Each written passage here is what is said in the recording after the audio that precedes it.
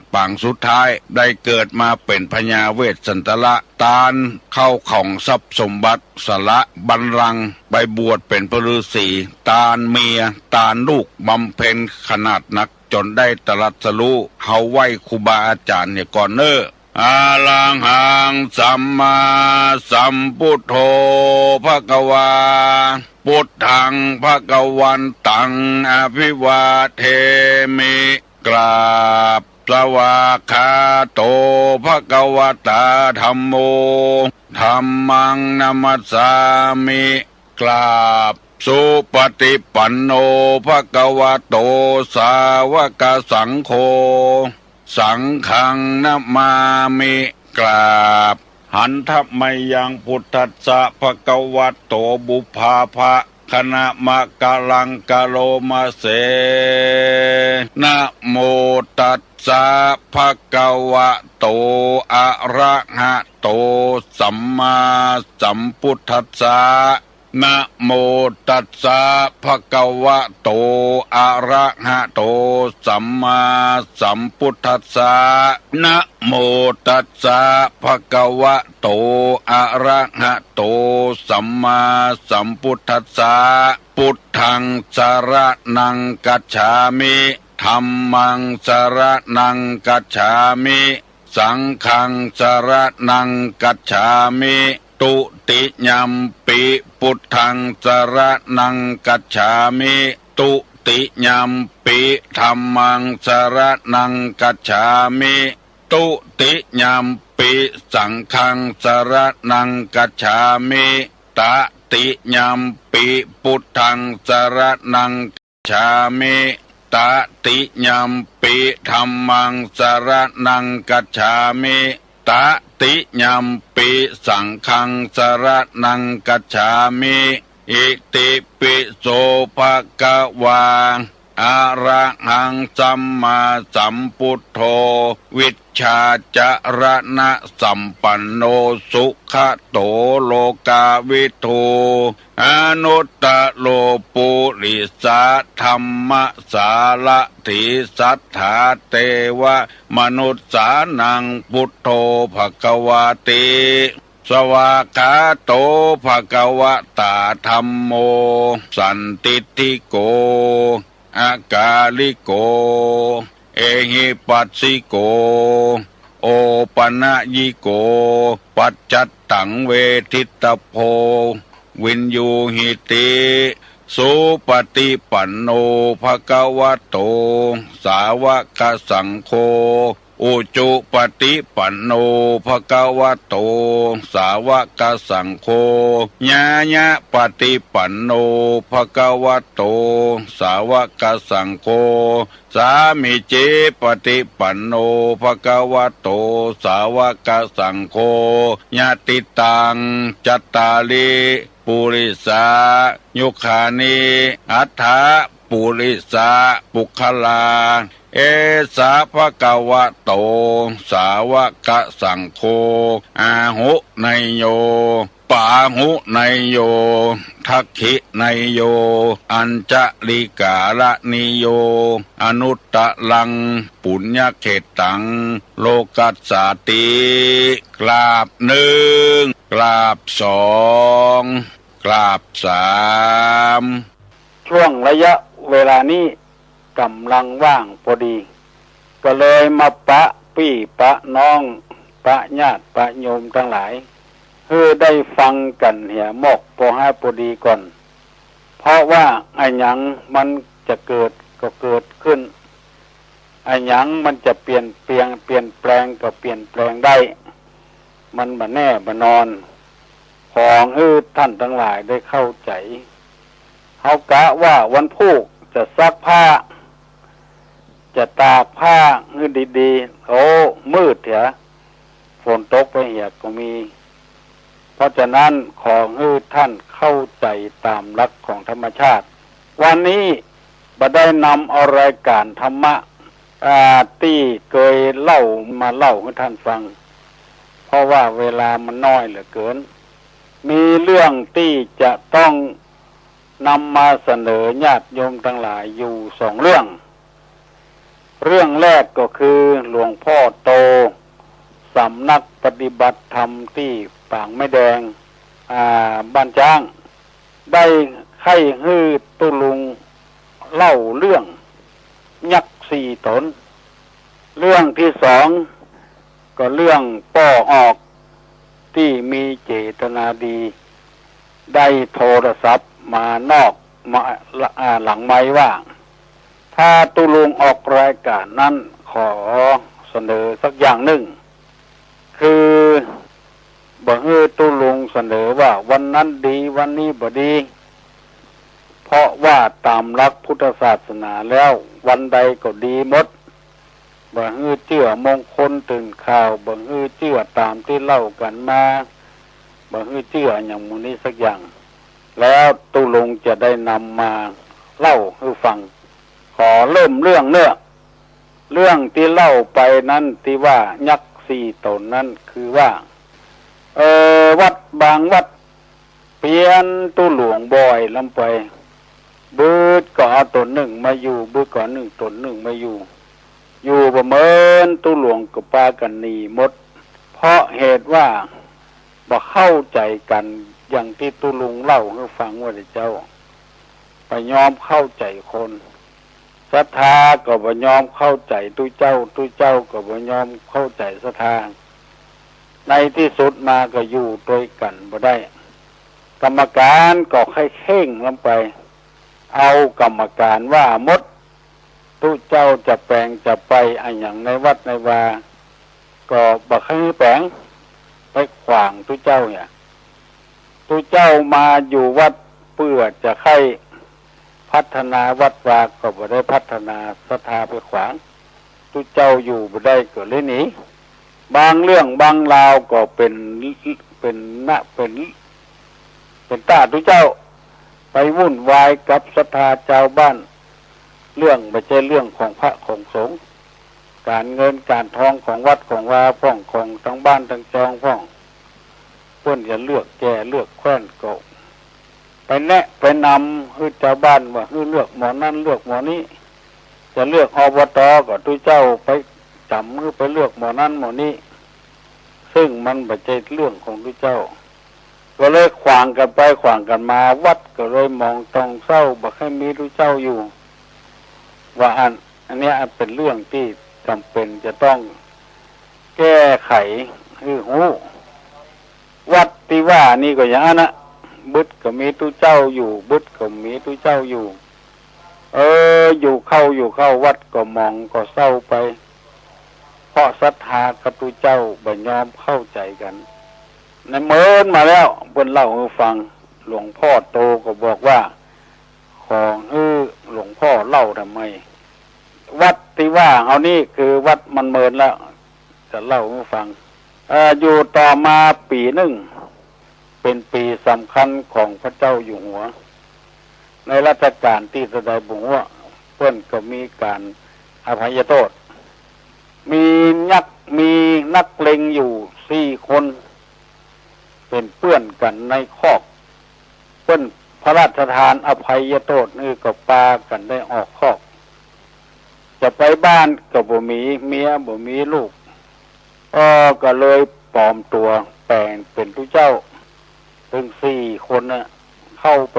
วัดหนึ่งวัดที่ว่านะที่ศรัทธากับตุเจ้าแตกแยกกันนะ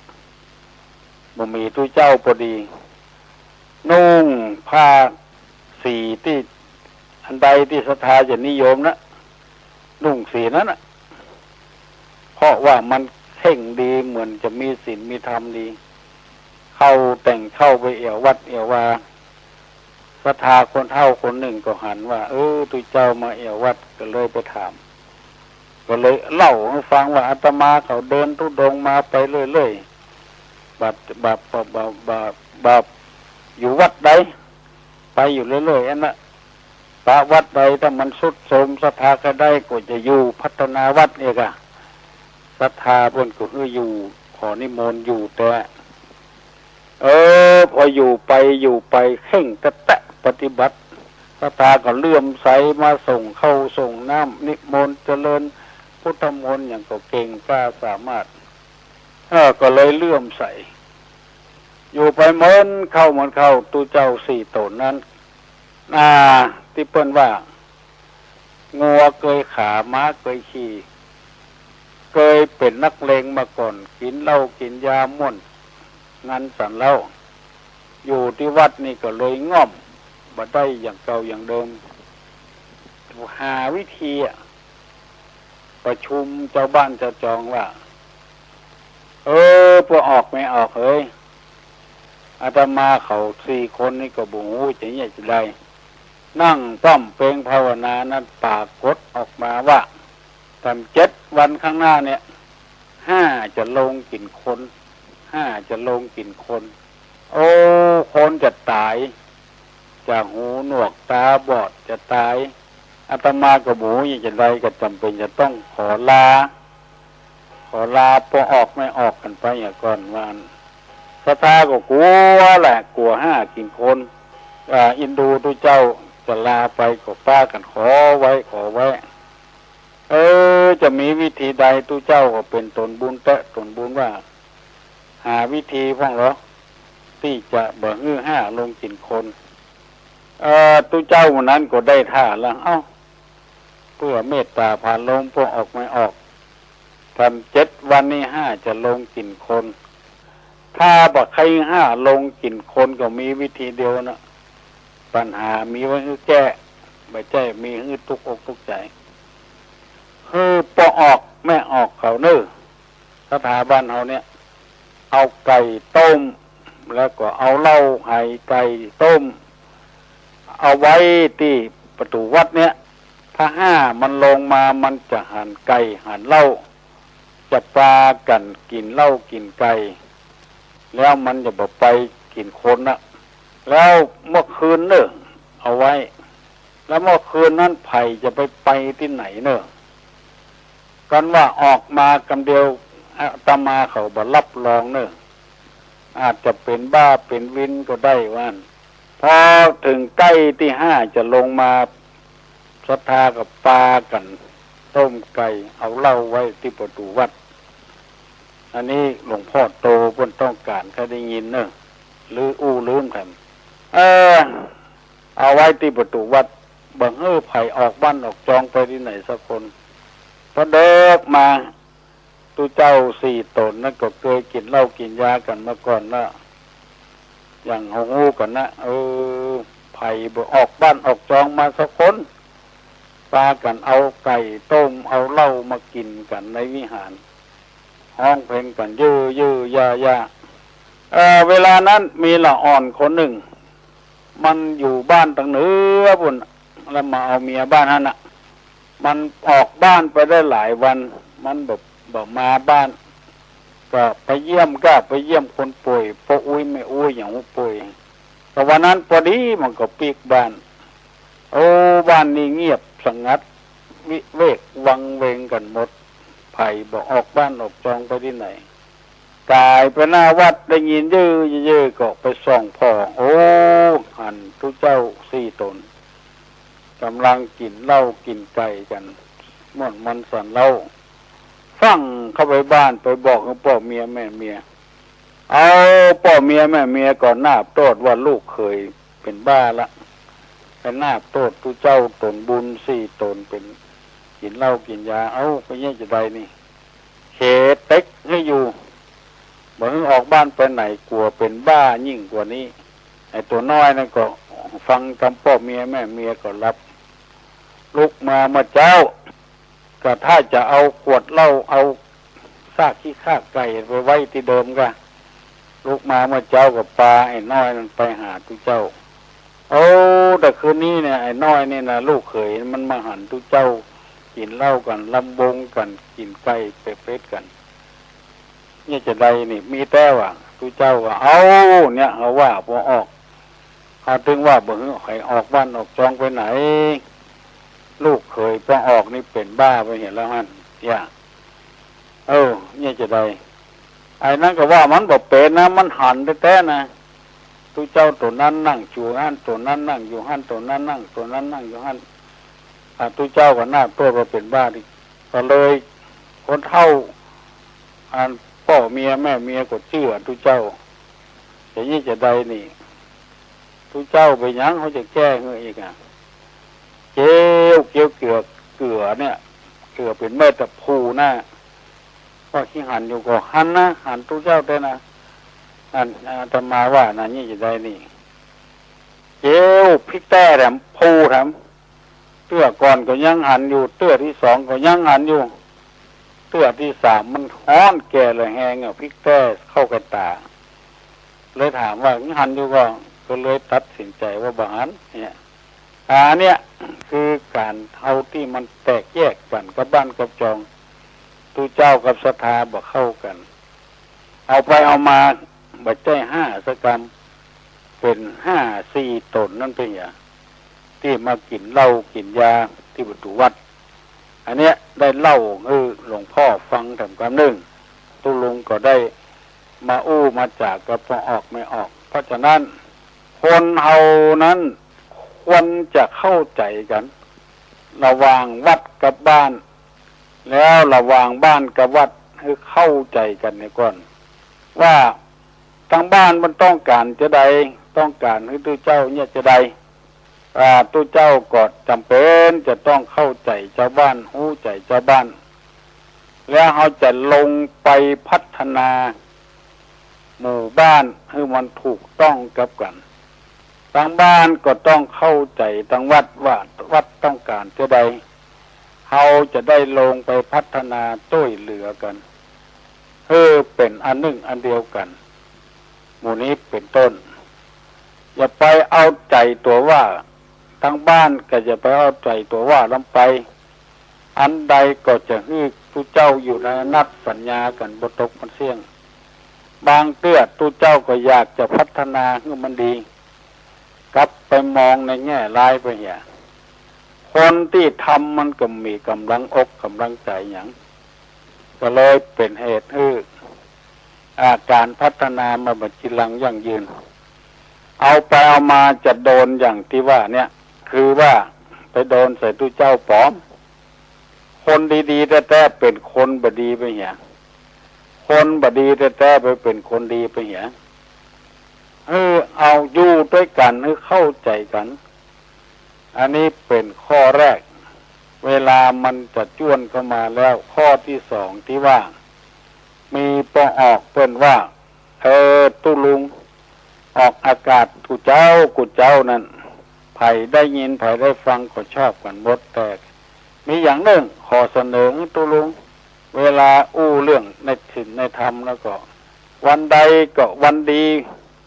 อย่างที่เปิ้นว่านะเกียง59เสียติดกับจันนี่60เสียงการวันเดียว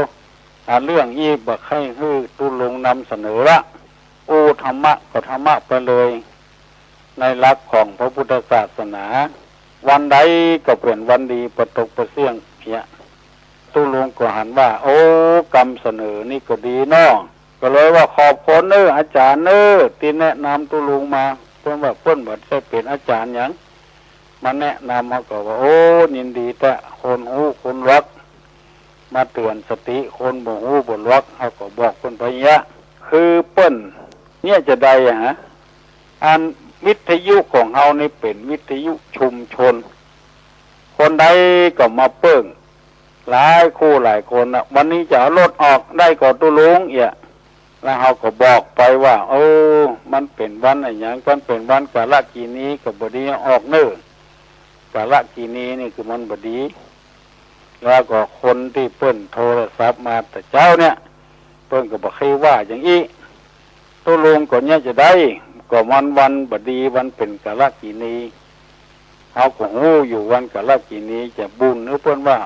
กาลกินีก็ดีอย่างก็ดีไปบอกคือเพิ่นอย่างอีตุลุงก็ยังบ่ได้สำเร็จเป็นพระอรหันต์เพื่อโหราศาสตร์นี่มันเป็นศาสตร์เกิดขึ้นในก่อนพระพุทธศาสนาแล้วไปพอตอนที่พระพุทธเจ้าชายสิทธัตถะประสูติใหม่พระเจ้าสุโธทนะเจิญพราหมณ์108มาขนานพระนามและเจิญพราหมณ์ไว้แถม7 คนทำนายพระลักษณะของเจ้าชายสิทธัตถะพราหมณ์7 คนก็ทายว่าถ้าอยู่ครองคฤหัสถ์จ จะได้เป็นจักรพรรดิเอก ถ้าออกบวชจะได้เป็นศาสดาเอก มีพระอัญญาโกณยะองค์เดียวพยากรณ์ว่าจะต้องออกบวชแน่นอนเนี่ยอันนี้ก็เป็นตัวอย่างให้หันชัดแจ้งแล้วว่าโหราศาสตร์นี่เกิดก่อนพระพุทธเจ้าก่อนวิทยุเอานี่เป็นวิทยุชุมชนเพื่อให้คนได้สบายอกสบายใจอันที่จะขอร้องบ่ฮือตุลุงว่าอย่างอีนี่ก็คิดว่าจะเงี้ยบ่ได้อ่ะ